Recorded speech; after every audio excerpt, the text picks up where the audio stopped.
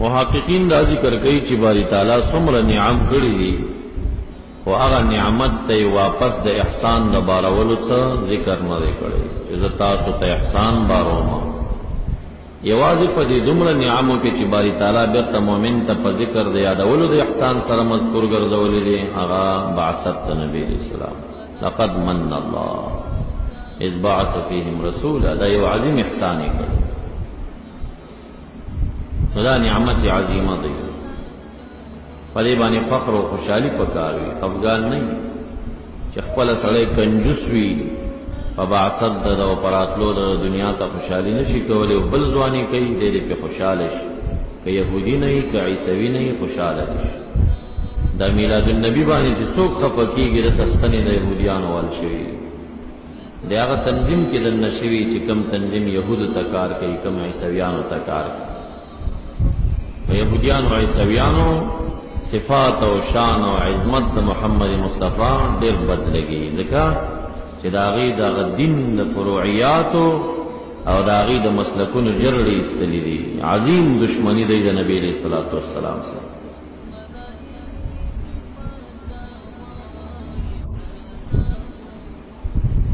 دا داسې عجیب خلک دي. مونږ ته وایي چې السلام علیک یا رسول الله، پنجابی درود دی او شرک دی او دا دی او دا دی. تاسو چې په دې جی ټي روډ باندې ځئ د حزب المجاهدین د مودودیانو د جماعت یو امیر دی صلاح الدین نومیږي. په دې دیوال تاسو وګورئ ورته لیکلي دي صلاح الدین تیری عظمت کو سلام. بار بار وګورئ.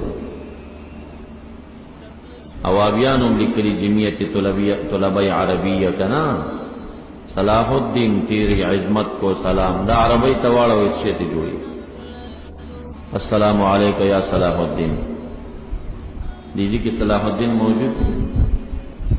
صلاح الدین تیری عظمت کو سلام جائز او یا رسول اللہ پتا سلام دا شرک.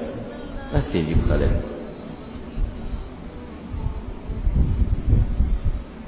د دې وهابیانو یو مکتبه او باغی کې بیعت رم خرڅول. هغه کال باندې ما مناظره کورس درس کوم. ګوره دی وایي چې باړی حضرت صاحب ته دی مبارک وي نو شرک دی وي. مې تاسو ورشئ معراج کتبخانې ته ورشئ په دې برجې وګورئ لیکلي دي چې عطر مبارک ادر دستیاب ہے. په دې برجې ورته لیکلي. مې دا عطر خالق او که مخلوق چې دی ورسره مبارک وي. اوس یو ولي الله او یو عالم د عطر نم کمزوری شو چې عطر دی مبارک شي او که هغه ته مبارک وي نو شرک. یو میاشت بعد چې لاړم په هغې چونه مږلې وه. ما یې په دې خو به چونه ومږې. دا رساله د ده چې غمین چې کوم کتاب لیکلی دی که نه یو تپوس ترېنه شوی د یو مسلې متعلق. دی جواب کې وایي چې لقد عجبتها برسالة مبارکة. ما په یو مبارکه رساله د هغې جواب کړی دی که نه. نو مې دا کتاب مبارک دی او که ولي ته مبارک وایي بې شرک دی. اوس هغه خو رانولی هم نشي کېدای شي چې بل چاپ کې ترېنه بیا وباسي. اصول نه لري. اصول ناس دي د ځان نه یو شی جوړ کړی دی او پیسې ازمول دي او کجوري ازمول دي. دغه مسله ده. څه اصول او چوکاټ خو دوی ته نشته که نه چې خبره یې وکړم چې د بلې مخالف ونخېږي.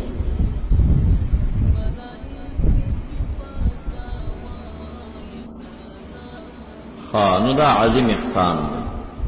بعضې څیزونه چې شریعت د نیګانو ته ثابت غیر ثابت کې شکوک لري عقل نه لږ کار واخلئ چې یو سړی د رحمت للعالمین ذات باندې خوشحالي کوي چې یا الله زه خوشحاله یم چې تا ما ته داسې پیغمبر رالیږلی. دې کې قبح څه شی شو؟ بیا مجلس د میلاد د هغه مشتمل په تلاوت وي، مشتمل په واعظ و نصیحت وي، مشتمل په ذکر وي، مشتمل په نعتخوانۍ وي، مشتمل په صدقه وي، مشتمل په اجتماع د صلحاو وي، مشتمل په جلوس فی المسجد وي. دې کې قبیح کم یو کار؟ آیا ناس د مسجد کې ناروا وه؟ آیا صدقه ناروا وه؟ آیا تلاوت او سماع ناروا وه؟ آیا نعتخواني ناروا وه؟ آیا ذکر ناروا وه؟ مجلس کې څه شی ناروا شوي چې ناروا وګرځي؟